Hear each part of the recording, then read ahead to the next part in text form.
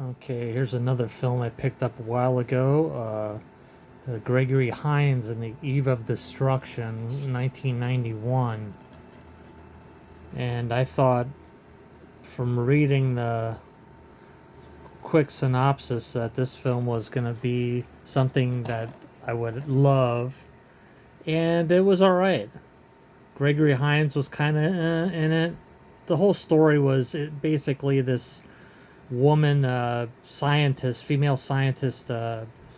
She works on like a robotics division, this company, and she creates well, not company, it's the government, and she creates this look-alike. If she basically plays the two roles in the whole movie, she creates an evil robot that looks, just like her, but is obviously not human, and it breaks out of the facility, and it has a real hard time with dealing with emotions. It like remembers like emotional trauma from this woman's real life, like it's like partially her memories, and so it's always triggered by, no pun intended with the gun, but the robot's always triggered by these different things, and doesn't really know how to handle emotion very well. So it's like going off and just eliminating people that aggravate it.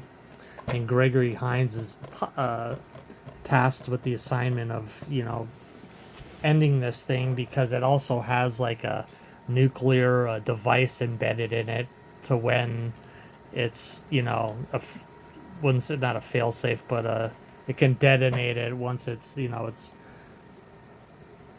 life, or it deals with too much damage, or in its life isn't comes into question.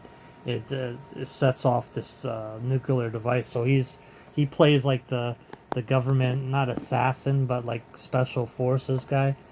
Gregory Hines, he doesn't tap dance at all in this movie though. But yeah, I was just looking up. He died at 57, and he had liver cancer, like my mom did. But it was okay. It wasn't great. One of the things that just bugged me through the movie is that the female robot like picks up an Uzi early in the film, and like it's like unlimited ammunition. She has the same Uzi shooting the Uzi for about 3/4 of the film, and like right at the end of the film, she tosses away the guy. It finally ran out after like shooting as much as like a hard boiled or heat or something like that. Yeah, but 5.0, that's a fair enough. I might not give it quite as high. Maybe I'll say a 4.5. But let's see what we got on the disc. And yeah, this is bare bones. That's typical. Typical release, bare bones. No extra features. I think this is going on. Think this is going for like around the $15 range after shipping and stuff. So it's somewhat affordable if you don't have it in your collection. I'm really into sci-fi and robots, and cyberpunk, and among other things. I figured why not pick up, and it is full. I think it is full frame here. I forgot about that because I typically watch everything stretched, and it doesn't. It goes right to the beginning. It goes right to it. But we'll kill that before I get a strike. Anyway, it was more highly rated on Amazon. Let me go back to that real quick. Come on, Switch. This battery sometimes don't give me the range I want with this.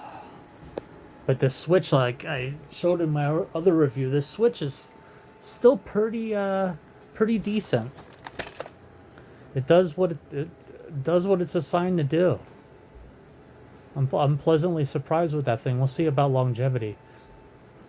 But yeah, see, Eva Destruction on Amazon, it gives it a 4.3 out of 5. That's a pretty good score. That's a pretty high score.